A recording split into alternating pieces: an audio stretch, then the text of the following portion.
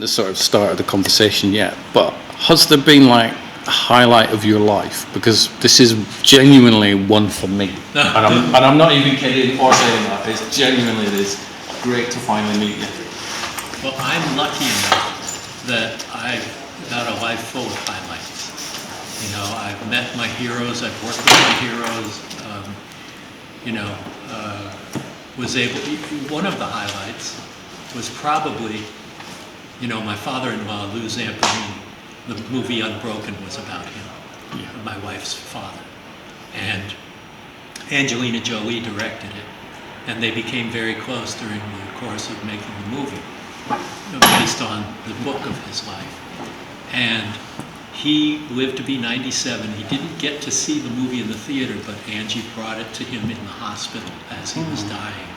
And he got to see that and loved it. Nice. And the joy of the last years of his life. So that's a highlight of my life, to be able to be in on that. Yeah. I'm just going to switch this on as audio as well. Aha, the Zoom. The Zoom. That's what we use when I do remotes on my That's perfect, isn't it? But no, it's genuinely one of my highlights. I'm supposed to be at my night job tonight. Oh dear. But I am pulling a sickie. And yes, I am saying this on video. On video. However, I'm planning on leaving anyway, because sometimes, have you ever found it where you've lost yourself? You go, I'm not the person I used to be or want to be. I'm kind of going through one of those phases where things like this I love doing, and the podcasts and all sorts of stuff, and I've become stuck in a night job that I don't like, and I've been there for 6 years, so it's like, what kind of work is it? Customer service. Oh, the hardest. The grumpy. My thing's late. Where is it? Oh, this is outrageous. You've ruined my weekend. And it's like, I don't want to do that for the rest of my life. I don't know why. No, the salary's okay. It's nice to sort of get a wage, but I've lost a lot of the fire that I used to have. So I'm trying to get that back. So, oh, that's good. Well, at least you realize it in time. Well, you're helping. You're helping, because obviously I listen to the Smart podcasts. I listen to you and producer Joe. Hi, Joe Russo. This amazing book. We were talking about that. It still amazes me that anybody wrote it and published it and bought it. Because it's... I know. Physically this book is this size and it's this weight, but there's so much information in this book and in your life. Yeah. That each chapter feels like it could be its own book. Well, I'm so glad I didn't have to write it. No, because that is... Abby did a wonderful job. She did. Yeah. And I often now, tweet the link out and, get the book. Yeah, I don't know if you can get it easily in the UK. It's just shipping alone is outrageous. Worth it. Okay. It's worth it. Fair enough. So I could ask you questions about Sleepwalkers. I could ask you questions about The Stand, but I think all those pieces of information are out there already on your podcast and your interviews. So I'm just going to sit here and just sort of geek out and stuff. Where do you get your energy from? Where do you keep your focus? Because again, this is me trying to learn from me. You are the most focused, energetic, or at least it appears that way. I don't feel that focused, but when I'm working on something, I'm just committed to it. And as a writer, I write in the morning. Most writers write at night, and they're very kind of precious about their time and the like. But to me, it's like a job, but a job that I love. I go into my office next door to my house, and when I'm on a project, I just will try and write 10 pages a day if possible.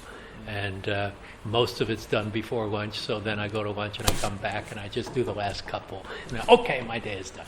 And do you have the phone switched off? No. Is this office all devoid of distractions, or does... No, I've got a pinball machine and a television and everything there. But when I'm working, I'm lucky that I'm facile as a writer. It comes easily to me. Now, I'm going to curse myself by saying this, but I've never had writer's block. And so it's something that I'm comfortable with and I love, and I have that energy. But, it just may be I have good genes for the most part, except when it comes to heart, because of, both my parents died of heart attack. My brother died of a heart attack, and a couple of years ago I had one. Despite the fact that I'm a vegan, I've never smoked a cigarette, never had an alcoholic beverage, never done drugs of any kind, exercise every day, and I had a fucking heart attack. The kind that has a 12% survival rate. Because you called it a widowmaker, didn't you? A widowmaker, yeah. So, when you're confronted by your own mortality and having lost members of my family and friends and the like, it just deepens you and makes your passion for what you do even greater. So I've never seen a time of your life when you don't seem to have been passionate. Going back to the interviews with the Z Channel, sitting down with those legends, the amazing stories and the stories you tell from back in those days. Has there ever been a time when you haven't been passionate? I don't think there has. Well, there's been times where I'm not as active. I haven't directed in 5 years since we shot Nightmare Cinema. Yeah. And so there will be times, because when I do have output, it seems like I'm doing a lot at the same time. Yeah. But it's not every day that I go into my office and write. And right now, in particular, with COVID, that stood in the way of a lot of things. And, we've been doing this project with Clive, which we don't know if it's going to go forward or not. So writing the actual pilot script takes a month. But the talking about it and the notes and the planning and all of that stuff, that takes time. And it seems like there's more of it but half of that time is waiting just to get somebody's notes or reactions or including Clive's. Because during the writing of this, it was a fantastic time, but I would put the pages into print and from his ideas, and then he would have a new idea that was sparked by something I wrote, and sometimes it would be go back to the beginning and start over. So, but you'd wait 2 or 3 weeks to be able to get his input to be able to continue. So there are fallow times, but at this point in my career, it's okay. I've done so much that it's nice to do some resting. I've done so much. Yeah. And this is probably, there's a book about it. There was probably another book in there somewhere, I think. I don't know. Do you not think? I don't know. Well, we'll see how long I last. I would have to question the sanity of anybody that would decline a team up of yourself and Clive Barker. I think if anybody went, you know what, no, but really, this is just come here, you need therapy or something. But this is real Clive Barker. There have been people who've optioned his work and turned it into just not very good. It's not real Clive. It's Clive light, and it's, even the remake of Candyman, whatever your thoughts about it, it's not Clive at all. It's what is, I'm not Candyman, but Candyman as well, but Hellraiser. What is Hellraiser? What is Clive Barker without sex and violence? And that's what Hellraiser was, and it's completely missing in the remake. There's violence there, but not of the shocking sort. And true Clive is intense, and it's not necessarily TV friendly, but and we don't want to make compromises because the whole point was to do undiluted Clive Barker, and if we can't do that, then there's no sense in doing it. And the home that we may have, which we're working on with, they have given us full rein to hang ourselves. So we'll see what happens. Kind of like Masters of Horror, where it was let us do what we want to do. Yes. Leave us alone, and we will give you the finished product. Yes, and that happened and you like love that. it, but we may not put that episode on. Yeah, we didn't plan for that, but that was made independently and funded by Anchor Bay when they were just a DVD company. There was a hope, but no plan to get it on a TV network. So Showtime is an American pay TV channel, and their license fee was only 10% of the budget of the show. So they didn't have the right to change it. But when we pitched the show, we pitched it to 3 places, and all 3 of them wanted it, but Anchor Bay was the first. And in the room they said, how much and when can you start? And we were able to do that because we didn't do it through the auspices of an American TV network. We have the DVD sets at home, the 2 seasons, and they're gorgeous because you can stretch them out. So you can do a full thing. And I will tweet a picture out with them all. Oh, good. I haven't seen that. I will do that when we get home. There's a German version that is in a plastic tombstone. Oh, wow. With all, it's got 36, 13 discs with 26 episodes, and in Blu-ray. You can't get it in Blu-ray in the States. Not in the UK either. I just sort of do some hunting to get the proper, the German, the gatefold one. Oh, that's great. Loaded with special features and commentaries. There's so much love has gone into that series. Yeah, the original, when we did it originally, they were each released individually, one a month, at $10 a disc. And, it was a very odd way to do a series, but it really worked out for Anchor Bay. And it's the show that has had the least interference of anything I've ever done. So and that's got to be something. Obviously, you would like that in every single project, wouldn't you? Well, you would. You don't get it, but No. if we go forward with the Clive thing, it's got to be that way, or it won't happen. But it was also great for me to be able to offer that canvas to those filmmakers who'd been so maltreated in the past by the studios and whatever. There's no time, there's no money, but you have full creative control. I think that's what they would really want, isn't it? I think, Yeah, well, they bloomed. You don't get John Carpenter to do a television show. Tobe Hooper, Takashi Miike, Dario Argento, all these great people doing something that they really gave a shit about. I'm representing Toby today. I know, I love my it. Texas Chainsaw. Yeah. Purposely chosen my house to be that one today. Well, Toby was one of the sweetest, most terrific people. His death was so unexpected and so shocking. I still get choked up about it, because he was a really close friend. I think it's, I think from somebody who's seen not just so much about Toby, but Wes and a lot of the names.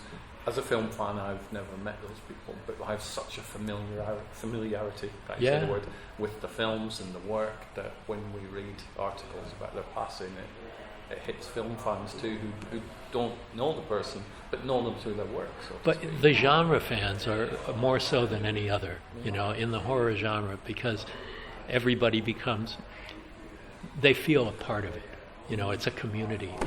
This symposium and horror festivals and the like, I've said it before often, but you don't get Western festivals and conventions. You don't get comedy Western festivals and conventions. You don't get romantic comedy conventions and festivals, but you get horror because the fans feel a part of it. It's mostly outsiders who make it and consume it. And it gives a community to people who don't have one otherwise. I was chatting to Alice earlier on. I love Alice. Cause you'd not met Alice before. I met her 20 years ago and got to sign a really? Queen picture. Oh, but I was nice. too nervous to really have a conversation with her back then. So I was like, "Can you sign this, please?" And I went away. So it was nice to sit and have a conversation. I was saying to Alice, one of the sweetest things I've seen all this weekend was on Friday night when Alice showed up at the reception. Yeah. And she was next to you, and you two just hugged each other. And I just looked over and saw that. I'm like, wow. Well, you heard the conversation we had after Sleepwalkers about what it's like, the intensity of and intimate relationships that you have when you're making a movie. And even though I hadn't seen her in a dozen years or more in person, it's like there was no dozen-year gap. It was like I'd just seen her last week. And it's really so great to see people like that you've had this bond with, and it's never been broken. There's been a gap. That's all. But it's nice to witness it. Yeah. So you look at it and wow. Because we watch a film and we go, good film, and then we move on. Yeah. I'm able to sort of dip my toes and speak to talented filmmakers like yourself and whatnot. So I'm giving a little bit of an inner look inside, and it's just. Well, it's the real world, everybody. We just have different jobs. Our jobs are a little more public than everybody else's. So, but there's no difference, I did hear Sean ask a question about. I didn't listen to this whole conversation, but I think it was one of his end questions. Of all the projects you've done, which one would you like to revisit?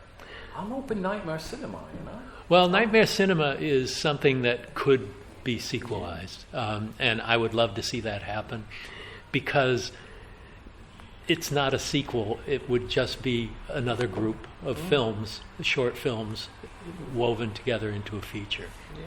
So I would love that to happen. Will it happen? I don't know. Shudder has other anthologies that they've done. We wanted to do Nightmare Cinema 2, either all ethnic or all female directors, and they've got an all-black anthology they're making. They've got an all-female anthology they're making.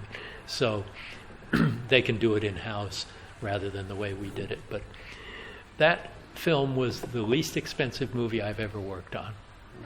And it was not a big hit. We called in a lot of favors, and you can only do that, as Dominic was saying at his screening. You can only do that once. You can't go back to the well over and over. But K&B did, as if it were a $20 million movie, they did effects for our show that were just way beyond what we paid for.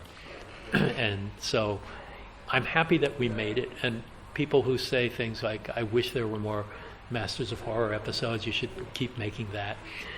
I'd rather celebrate the 26 we made than rue the ones we didn't. I mean, we're rewatching them on the projector. We have a big wall projector, and we are rewatching nice. Each episode in the order. Yeah, they're movies. Released, so they're great. So, but it's been an absolute pleasure sitting down. Always, I could literally sit and chat for the full hours and hours, but I'll get told off. Oh, yeah. Can I get you to sign Of the book? course. I have a Sharpie over there. Excellent. And I will be seeing you at the signing at the Shine. I have a regular pen. Oh, have you got a regular one? Yeah, that might be better than a Sharpie. Yes, perfect. It's such a good book, but no, I will watch anything that you do anyway. I've been a fan for a long time. Thank you so much. It really means a lot. I've brought my stand Blu-ray, so I'm going to get that signed during the actual signing. But as I heard you mention in one of the talks, the Blu-ray looks fantastic. Oh, so good. I hope you've enjoyed the weekend as well. I'm having a terrific time. It is. I'd never met Reese before. We've been friends online, and he'd been on the show via Zoom. And I'm a huge fan, and we just have had such a good time. Well, we've never met. We were on Zoom or Skype or Teams or something, Yeah, I think, yeah. a few years ago. So Yeah. it's very wonderfully surreal to be here. Can I grab a picture? Of course. Let me take this jacket off. We saw you at the VIP thing, and I'm like, am I going to... No, he's busy. No, so I've been like so nervous all weekend.